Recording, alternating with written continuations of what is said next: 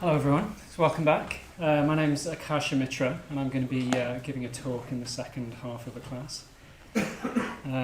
Welcome back to those of you that are joining us online as well. So what we're doing in the second half of these evenings, for those of you that are fairly new to Dharma Night, what we do is we do talks in kind of series, so it's like a sort of seminar series. And what we're doing at the moment is we're looking at the Noble Eightfold Path, and we're basing this on Sangharakshita's book of the same name, The Noble Eightfold Path. So just out of interest, who's been along for any of the other talks in the series? Okay, so yeah, a good few of you, okay. It doesn't matter if you haven't, it's kind of drop in, but I'm just sort of interested to know. So yeah, this evening, what we're going to be looking at is the Buddha's teaching on right livelihood. So I just want to start by setting a little bit of context. So where this teaching comes from, where the Noble Eightfold Path series comes from, or where the teaching on the Noble Eightfold Path comes from, is the legend has it, and this is sort of semi-mythic, the legend has it that the Buddha, after his enlightenment, he spent many weeks sort of absorbing his experience and sort of integrating what had happened. He'd had this incredible experience of transcending ordinary human consciousness, and that experience was irreversible. And he was sort of integrating that experience. And eventually he knew that he had to try and communicate this experience, even though he also knew that that would be very challenging. So he found a group of friends that he used to practice with before he was enlightened, and he got into dialogue with them, and he gave them a teaching. And this is where this teaching comes from, and it's said that this was the first teaching that the Buddha ever gave. Now, when I heard that, I remember like many years ago when I first started coming along to Buddhist classes, I sort of had this image in my mind of like the Buddha kind of standing up behind a lectern and saying, right, okay, everybody, prepare yourselves. This is Buddhism, quite formally like that. And it wouldn't have been like that. It would have been like him sitting around with these people, trying to communicate this incredible experience that he'd had, but also what he was very concerned to do always for the rest of his life. The Buddha spent the rest of his life teaching. He was 35 when he became enlightened, and he taught until the age of 80. So he spent decades and decades trying to communicate his experience, but not to show how clever he was, but to help people, because he knew that he had the answer to human suffering. He knew that he could help others to come closer to where he was, which would, end this sort of unsatisfactory, difficult, challenging life that we have, because of the kind of mind that we have. And what he wanted to do was to help others to come closer to where he was. So we have this wonderful image of the Buddha on the shrine, and this is a kind of poetic representation of enlightenment. It's golden, it's beautiful, it's majestic, just like the Buddha's mind. And so he gave this teaching, which is on the Four Noble Truths. I'm not going to say too much about that, because we could talk about the Four Noble Truths for a whole series or a whole year.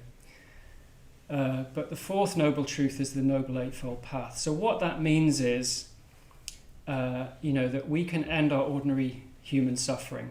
We can change our consciousness, and we can become a different kind of being which doesn't experience that kind of suffering. And the way to do it is the Noble Eightfold Path. And one limb of that is right livelihood. So I'm still getting used to this thing of I'm very new to wearing glasses, so I'm slightly like, ugh. That's why I had to run out before I actually forgot them. But anyway, let's not go into that. So we've had these other limbs of the path, which is perfect vision, perfect emotion, perfect speech, perfect action. And you could say that what we're doing with livelihood is going from sort of the personal to the much more universal. And how do we sort of take these teachings out into the world? So I think when we see images of the Buddha, you know, I think there's a sort of a modern imagery around the Buddha, isn't there? That he's, you know, he's sat there on a lotus leaf. He's very peaceful. You know, can look sort of passive even.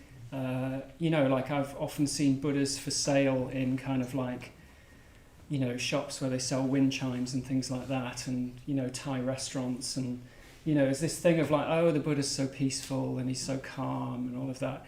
Actually, what the Buddha was concerned with was transforming our minds so that we can transform society, so that that society can be a society where we can transform our minds, if that makes sense. So he was concerned with, he didn't shy away, the Buddha, from actually talking about the political, talking about the social, talking about the economic. What he wanted to do was create a society which was completely conducive to us transforming ourselves and developing and growing so that we could transcend ordinary human consciousness. So for example, the Buddha was very, very critical of the caste system.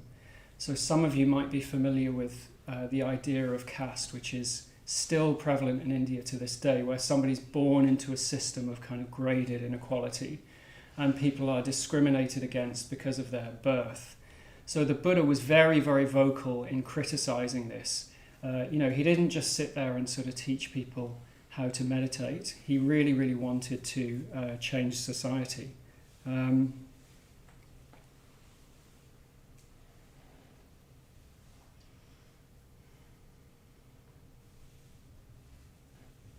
So why then, you know, why would this feature as a limb of the Noble Eightfold Path? If this is what the Buddha was concerned with, it seems very specific, doesn't it? That he would give a teaching on ways to make a living, or what we do with our time in terms of how we support ourselves, what we do for work, what we do for a job, that sort of thing.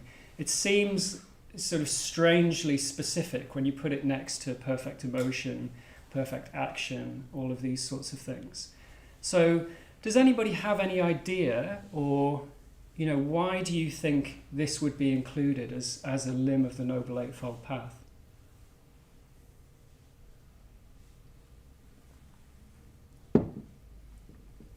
Yeah, Alice, yeah. Well, I guess it could be seen specific, but also like working and earning a living is something we spend a lot of our time doing. So even though it's only like one part of your life, maybe it does take up like quite a large proportion of it. So Yeah. it's like something to do with that. Maybe. Yeah. That's right. I mean, that's essentially it.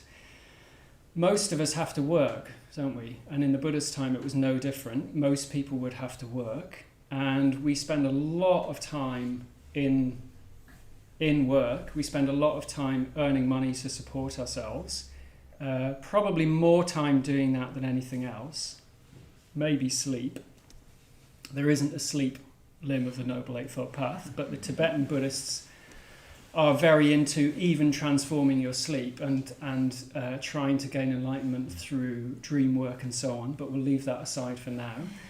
But, you know, we spend so much of our time working. It's like most of us spend, 5 days a week, 7-8 hours a day working, and most of us have to do that. And that has a big effect on us, doesn't it? So it leaves its mark. There's a phrase in India which Bhante talks about in the text, where the phrase is you can't work in the kitchen without getting a bit of soot on you. So I don't know if you can imagine what that means, but it's basically like you can't be in certain conditions and not be affected by them. So if you're working in a kitchen, you're going to get a bit of soot on you. This is kitchens in India, you know, where they have these huge, great big fires that they boil pots of rice on and so on. But what that means is you're going to be affected by your surroundings. You can't be in certain conditions and not be affected by it. Bhante talks about this in the text, and he's saying, that in the old days, you would be physically affected by your work. So if you were somebody who worked in textiles, you might have dye on your hands. If you were a welder, you'd be physically affected by it. Nowadays, it's not quite like that, is it? It's slightly different. But he's saying, you might be physically affected by the work that you do, but more importantly than that, the work that you do is going to have an effect on your mind. It's going to affect your mental states. And this is what the Buddha was concerned with, was a whole path, a whole way of life that enables you to transform yourself, that enables you to work on yourself and to change and to grow and develop and transform in the direction of enlightenment. And that's not going to be possible if we leave out, it's not going to be possible actually if we leave out anything. We have to bring all of our life onto the path, and obviously a huge part of our life is what we do for work. So unless we're looking at what we do for work and kind of taking that into account and trying to bring that into our ethical life and think about the way that we are in those circumstances, then it's not going to work, basically. It's going to be counterproductive, and we're going to be swimming against the tide to a large extent. So he uses Bhante in the text. So that Bhante is, when I say Bhante, I mean Sangharakshita. So that's a kind of affectionate and reverent term, which means teacher. So I'll refer to Sangharakshita as Bhante. So Bhante in the text takes a kind of an extreme example where he talks about somebody who works in a slaughterhouse. And he says, even if somebody who worked in a slaughterhouse was interested in meditation or coming along to a meditation class, it probably wouldn't do them any good. They wouldn't be able to concentrate. They would be compartmentalizing their experience. They wouldn't want to face their experience because they're doing something so unhelpful and so counterproductive to what they're doing in the meditation. So it's like you're facing in one way with the meditation, and then you're facing another way with your work.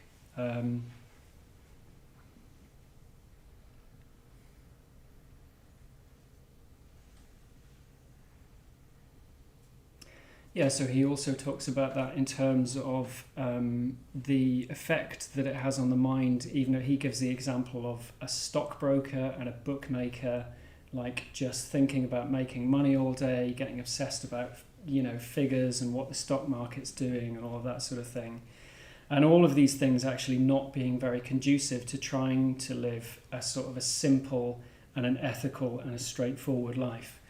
And in the text he talks about so the context for when this talk was given is it was in the fairly early days of Sangharakshita trying to establish a new Buddhist movement. And when he'd come back to the UK to try and do that, what he found was that Buddhism was largely an academic interest, and people were sort of interested in Buddhism in a kind of an academic way as a hobby, but they weren't really interested in putting it into the practice in their lives. And this is about maybe 20 years into the founding of this new Buddhist movement. And he was really, really encouraged by the fact that people were actually starting to take this seriously. And he said that he'd even known people that had given up quite lucrative, quite financially rewarding careers to do something that was much more ethical. And he regarded that as a very, very positive development.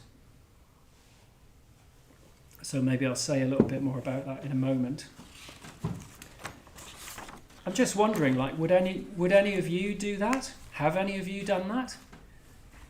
Have any of you changed careers, or you've been doing something that's very well paid, but you feel like it's not in service of your values? Or I know at least one person in the room who has, but I'm just wondering, does anybody have experience of that? Would you do that? Could you do that?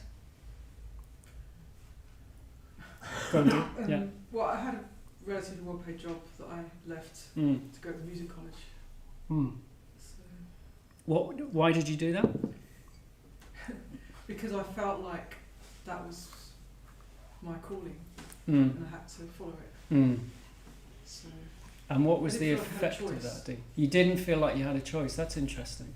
What? The effect- Because. because I felt like the job was very comfortable and Mm. made my life comfortable, but I just felt like I wouldn't be ultimately happy if I didn't Right. Okay. follow this other path. Yeah. So it wasn't you. It was well paid, but you felt like it wasn't. It wouldn't make you happy. And what did you think would make you happy, and why?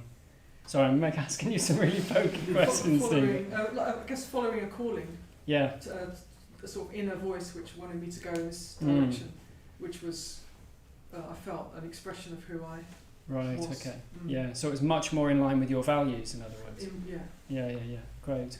Thank you, Dee. Yeah. Thanks for putting yourself on the block. Okay, great.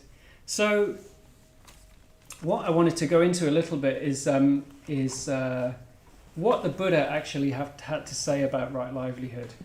So, what did the Buddha have to say about it, and what did Bhante have to say about it? Now, one of the things that I'd like to say to start with from the off is, as with a lot of things, well, as with pretty much everything in Buddhism, actually, the Buddha never told people what to do, or he wouldn't tell people directly what to do. So it's not as simple, it's never as simple as saying, like, do this and don't do that. The Buddha didn't say, okay, don't do this, but do that. Like, stop being a banker and go and be a teacher. Or stop being a gangster and go and be a speech and language therapist or something like that. Like, he didn't do that. What he encouraged everybody to do is to look at the principles that underpin his teaching. So we don't have commandments in Buddhism. There are no commandments. There are precepts. So we chanted the refuges and precepts, in the first half of the evening, where we talk about, the principles of kindness, of generosity, of contentment, of truthfulness, of mindfulness. So look at those principles, try and practice them, see what difference it has in your life. But it's not a case of just saying, okay, well, you need to stop doing this and do this. And part of the reason for that is it will be different for different people. There's not a particular kind of work that is going to be the right thing for everybody. And you might not be ready to move on from certain things. It might be that you're not ready to take a certain step yet. It might be that you are, but that step will look different for different people. Does that make sense? It's very much about examining this for yourself and sort of coming to your own conclusions and then taking steps based on that. Having said that, I'm also going to contradict myself now because there were some occupations that the Buddha said are basically never a good idea. So they are completely incompatible with his teachings, which means that if you're employed in certain sectors or you're doing certain things in order to earn money, that's completely incompatible with his teachings, and you're not going to be able to practice his teachings. So one of those things, so this is obviously quite an archaic way of talking, but in one of the suttas the Buddha talks about trafficking of living beings. So what does that mean, trafficking of living beings? So it means that you've got something in captivity and you're basically then subjugating it, selling it for profit. So that could mean animals. So for example, if you're a butcher or you're transporting animals, that's something that involves so much cruelty that it's going to be very hard for you to practice the Buddha's teachings. I'm very, very sorry to say that this actually applies to human beings as well. So I'll say a little bit more about my work in a bit, but the work that I do is I work for a Buddhist charity called Karana. Some of you might have heard of us. And we fund organisations in India, Nepal and Bangladesh. And one of the issues with some of the organisations that I work with is that they work on anti-trafficking, basically. That women and girls are trafficked in the areas that they work with. And we're actively involved in trying to stop that from happening. So people do still traffic human beings. But trafficking of living beings is one of the things that he talked about. And also if you are a purveyor of poisons. So apparently in the Buddha's day there were people who used to sell poison. Now I presume, I don't know, that must have been for the purpose of kind of doing harm to people, I don't know. But I don't know, maybe we could think of that in terms of selling intoxicants here, so... if your main occupation is selling drink or drugs, then I guess you could include that under this term. So Bhante goes into some detail about this and breaks it down a little bit, and he talks about the kind of work that people can do, and he breaks it down under three subject areas. And he talks about occupation, duration, and vocation. So I'm going to say a little bit about each of these kind of chapters. So occupation, he talks about different kind of occupations that you can have and different kinds of work that you can do. And he starts off it's like 4 categories, and the first one is occupations that just cannot be right under any circumstances. So you cannot make spiritual progress if you're doing this kind of work. And he doesn't say too much about what that is.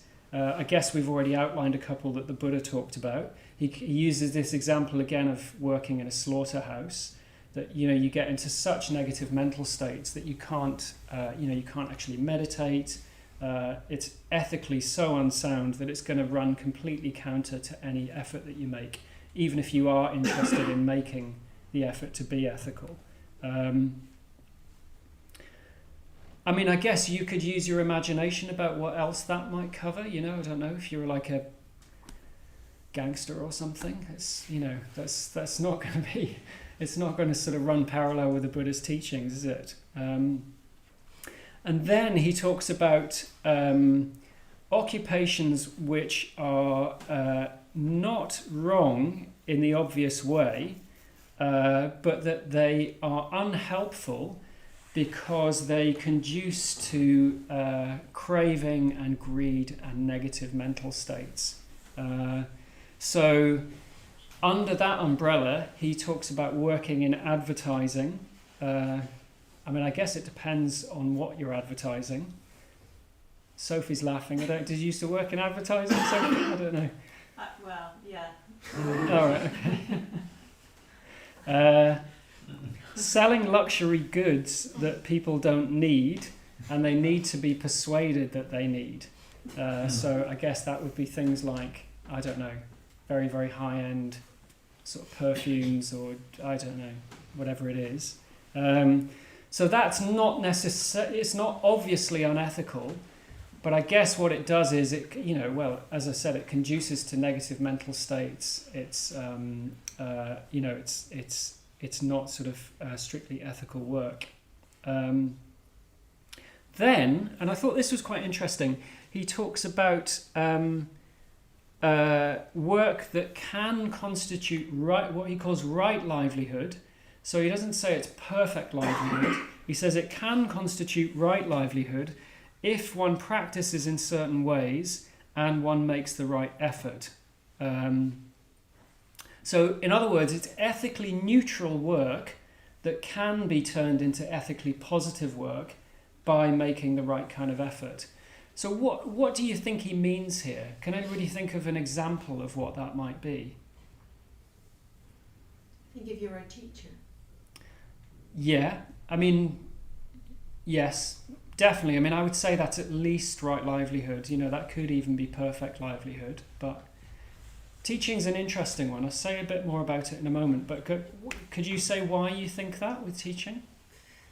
I think it depends who you teach, but even if you teach grown-ups, you still can communicate certain values, because you're kind of in charge of the room, you're in charge of what you're saying, you're in charge of what is practiced. That's right. In that room. So it's quite a lot of power. It is, and you've got the potential there to. So I'll just say for the benefit of people at home, the example that was given was teaching, where you've got.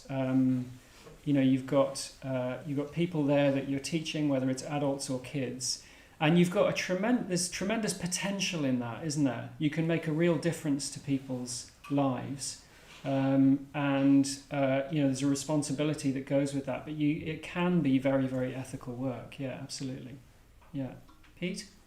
Like selling stuff that people do need, like bread and that. Yeah, exactly. Like bread and that, exactly. That's actually the example that Bhante gives in the text, interestingly, is he says an administrator working in a bakery. So that's like 2 levels of it, isn't it? But yeah, definitely, people need bread, don't they? I'll air one of my bugbears here. I don't know if they need artisan bread that costs £7 a loaf, which it's easy to get a lot of that in London, isn't it? But that's bordering on the luxury items, but yeah, no, definitely people need bread. They need food. It's you. That's right, Pete. Go on. Coffee. Well, arguably meat as well. Say again. Arguably meat as well. No, I don't think people do need meat. Actually, I think it's perfectly. I've lived without meat for 30 years, so I don't think one needs that. I mean, it's interesting. Going back to what was in the text, I think the Buddha was very, very clear that we don't need to eat meat. So if you're involved in the slaughter of animals, that's unnecessarily inflicting pain on living beings, which is regarded as very unskillful. So, go on. Scientist, go on, yeah. I was thinking of like either you could use your scientific knowledge to either cure diseases, or you could use it to create the atom bomb. Yeah, exactly. So that's really interesting, isn't it? We've got 2 examples that are a little bit equivocal. They could sort of go either way. So you were saying, Nadia, about being a scientist. You could be a scientist and, like you say, use your knowledge to do great harm. Or you could be a scientist and use your knowledge for tremendous good.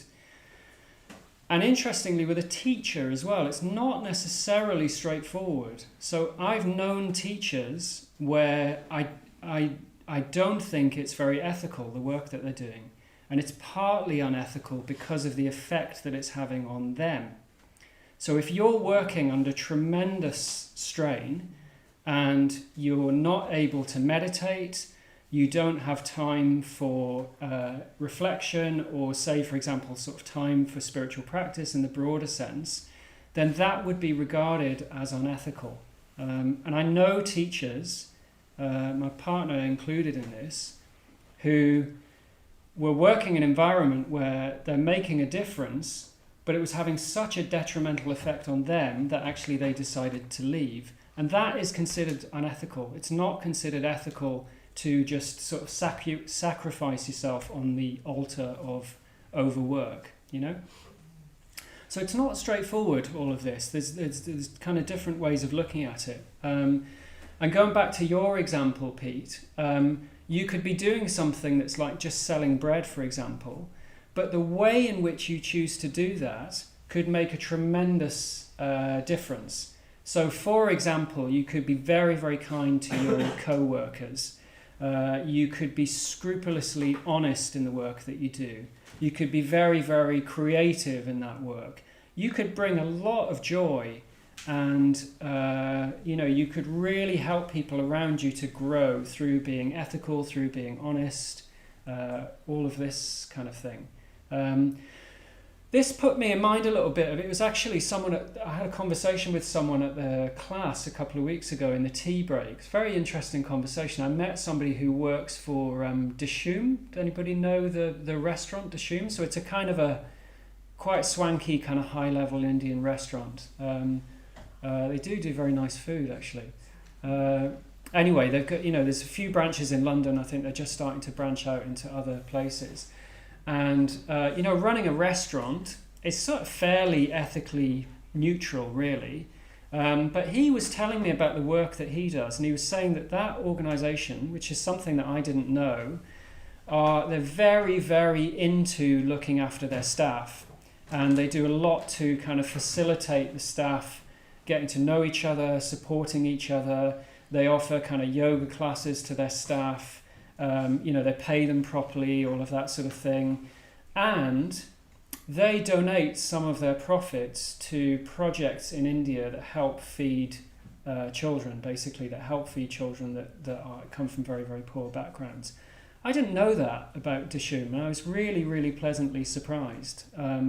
And it just goes to show, there's a business, effectively. They are run to make a profit, but they seem to do it very, very well, and they're benefiting other people by doing that as well. So that's kind of another example of that, really.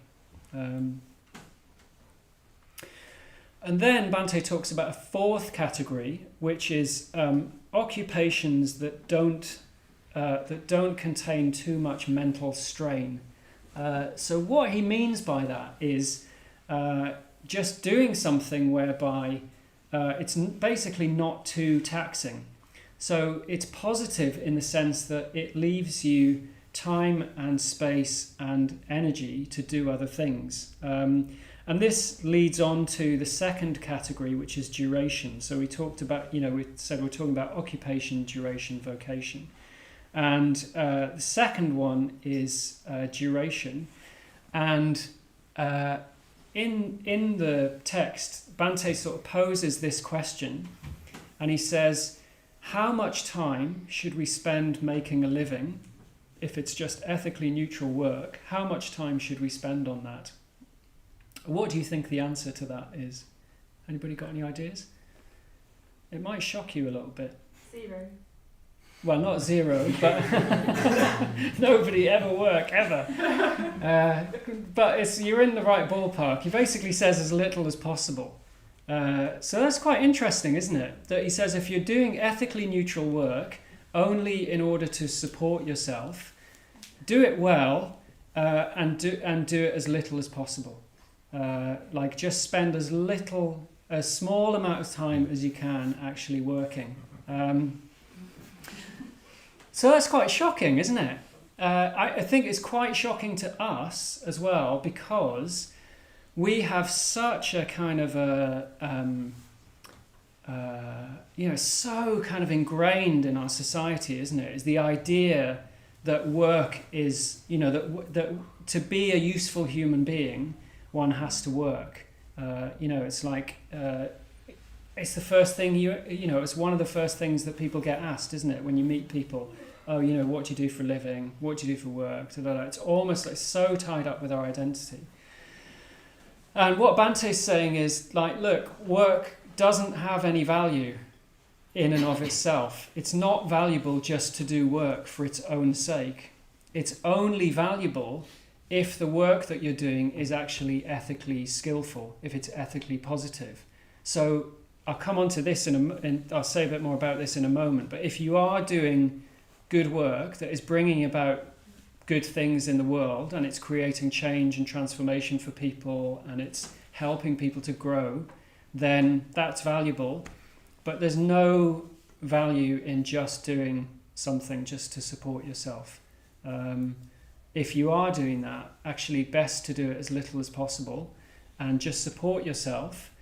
And he said that he taught this. He was giving a talk one day, and he talked about this. And a woman came up to him at the end of the talk and just said, "I can't believe you said that. It's terrible. You're encouraging young people to be lazy." And he said, "No, look, I'm not encouraging people to be lazy. What I'm encouraging people to do is actually have more time to meditate, more time to go on retreat, maybe more time to help out with these fledgling Buddhist centers." So he's talking specifically to Buddhists, and particularly to young Buddhists, he said.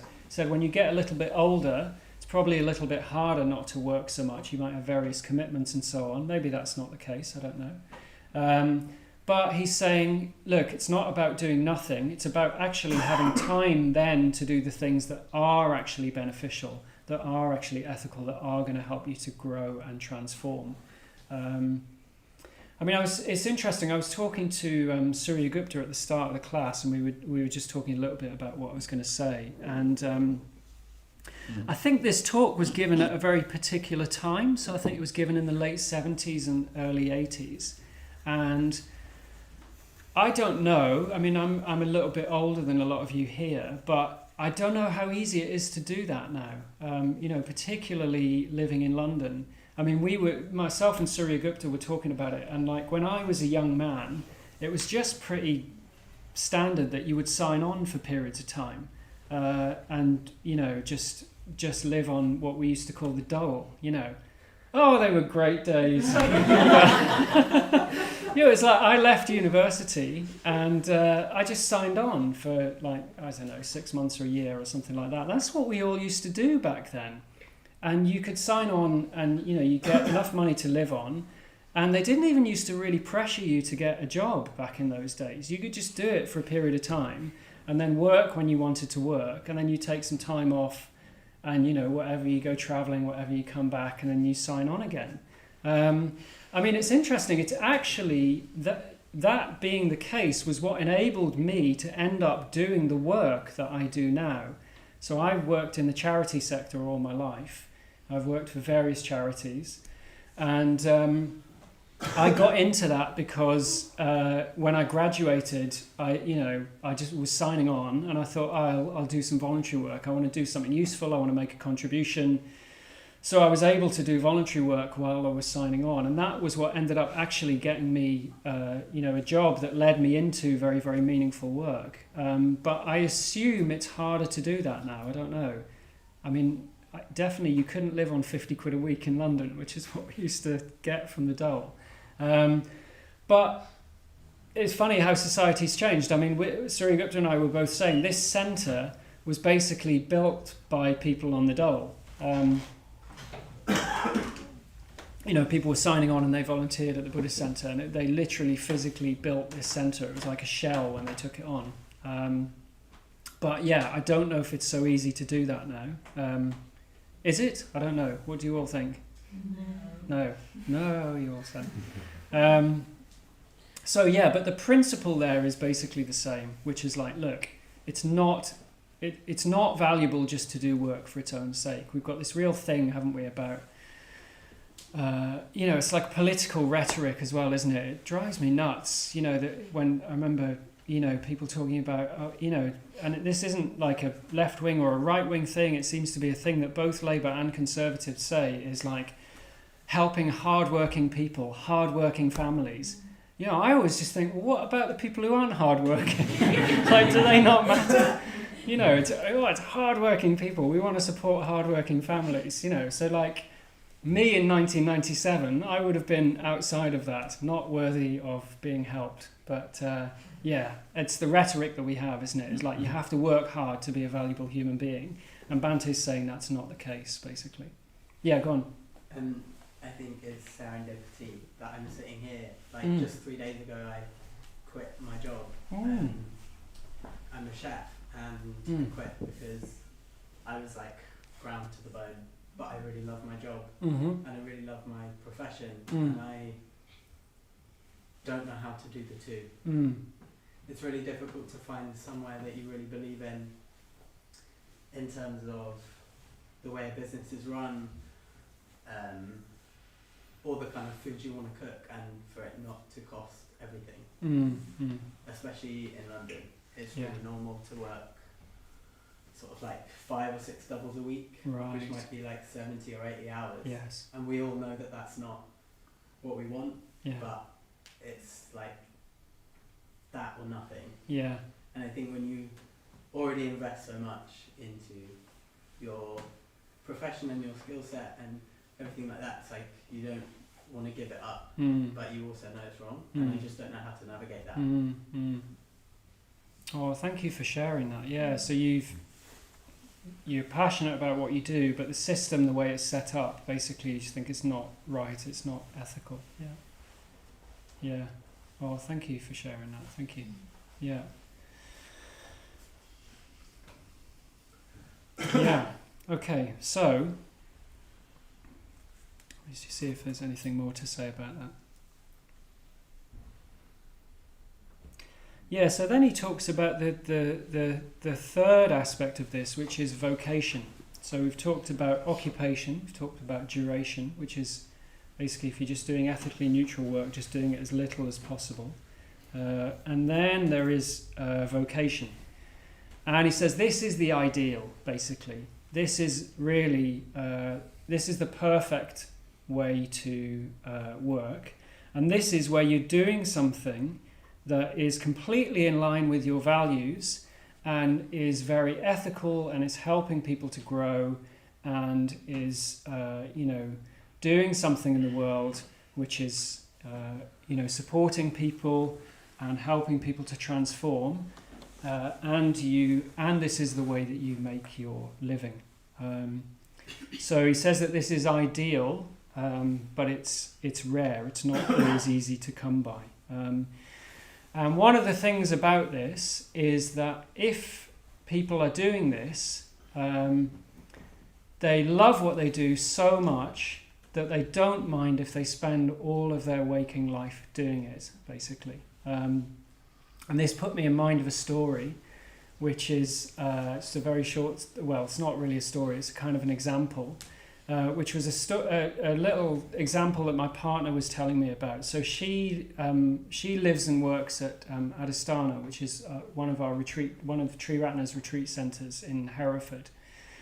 And she works there doing various things, doing finances and looking at their teaching and that sort of thing. And she's somebody who's very, very kind of energetic and really, really wants to... She's very happy if she's got something that she feels is very ethical and she can put her energy and all of her sort of considerable talents into. And so she lives and works there and works very hard and really, really loves it. And she was having a conversation one day with the gardener at Adhisthana. So who's been to Adhisthana here? So a few of you have.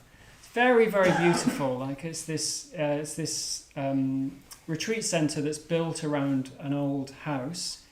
Very, very sort of majestic house, and it's got these huge gardens. I don't know how many acres it is, but it's huge grounds there. And they're very, very beautiful, really well tended to, beautiful gardens.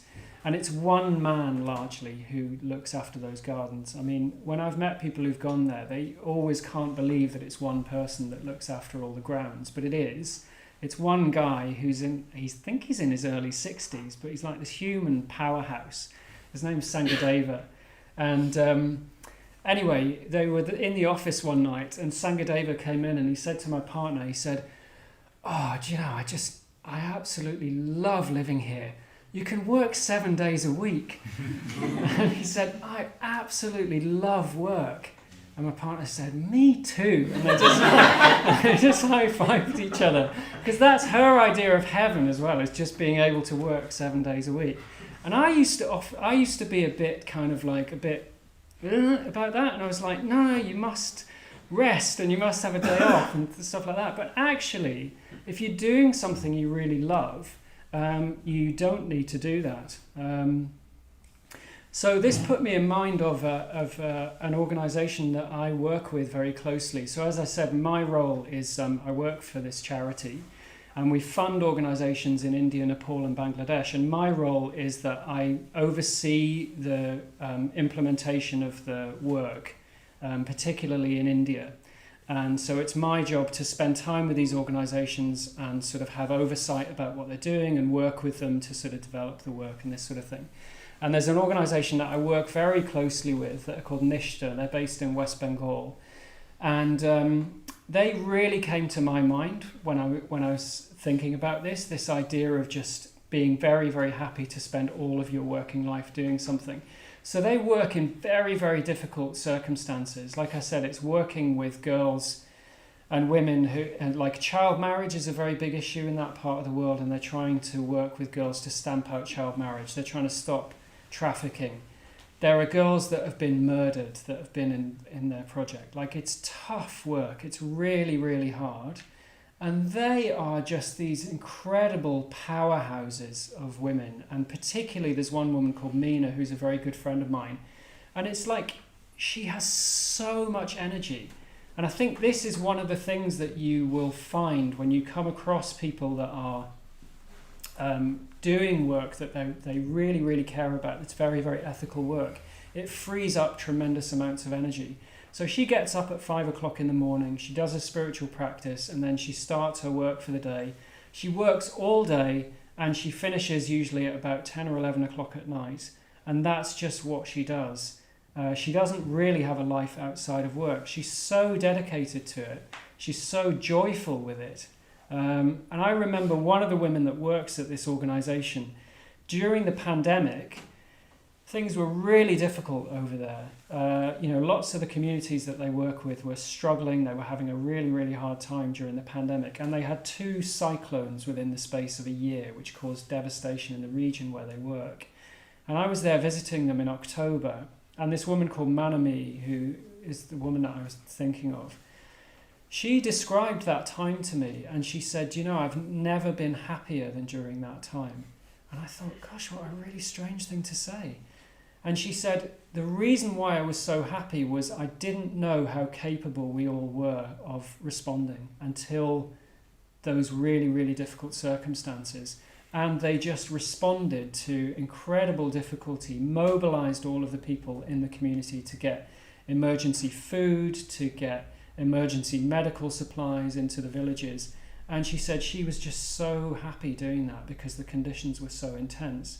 And I thought that could sound like a really strange thing to say, but it just shows the dedication and the energy that goes with that when you're completely into what you're doing. And it's very, very skillful work. It's very, very ethical work. So I know that this is possible, that idea of vocation. I mean, I feel like I touch on that myself with the work that I do. The organisation where I work, it's a very, very close-knit group of people. There's 26 of us. There's a tremendous amount of love between us, a huge amount of love and friendship and care. And we're doing this work that we're all extremely dedicated to and extremely passionate about.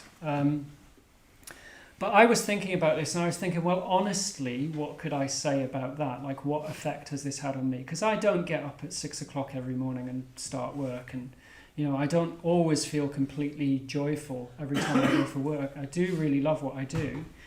But I think the main effect it's had on me is I was always pretty ambivalent about work all through my working life until I came to work at the organisation that I work at now.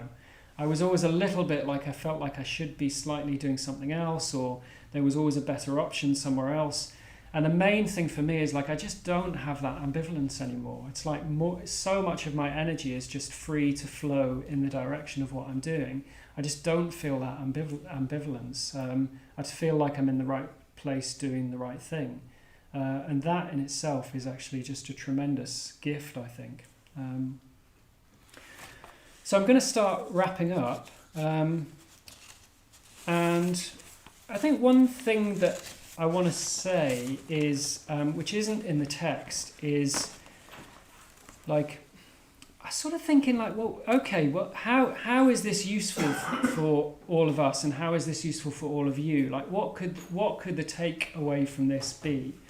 And one of the things I think is when we're thinking about our work and we're thinking about what we're doing, one of the things that I find helpful is to stop thinking in terms of career and stop thinking in terms of what can my work or the work that I do give me, and start thinking or think more in terms of what we can actually contribute. So trying to get away from the idea that your work is going to give you something. So it's going to give you, your career is going to somehow embellish you in some way. It's going to make you something. It's going to make you into somebody or give you a certain sense of status. trying to move away from that and actually just thinking in terms of what can we give. And that might mean what can you give through your work, or it might mean what could you give if you did different work, or it might mean that you're just doing something that you're making a living at, and that's fine. And then how can you contribute in other ways? You know, how can you actually make that contribution that is helping other people to grow, that is supporting a situation that is, basically supporting these values that the Buddha talked about, of growth, of transformation, even of just making the world a better place. So Bhante was concerned when he gave this talk in terms of changing society and creating a society where Buddhism could flourish. But I think it's also helpful for us to think about what are the conditions where Buddhism can flourish in us. What are the conditions that we need in order to grow, in order to develop and to transform? And do we have those conditions in our work, like honestly speaking? And if we don't, do we want to do anything about that? Because we do spend so much of our lives working, don't we? It's really, really important. It's going to have a tremendous effect on us. We have the potential to make a real impact on the world around us as well. So there's the effect on us, and there's the effect that we can have on the world as well. Okay, so maybe I'll leave it there for this evening. So maybe actually we've got a few minutes, so let's just sit quietly for a few minutes just to round off the evening.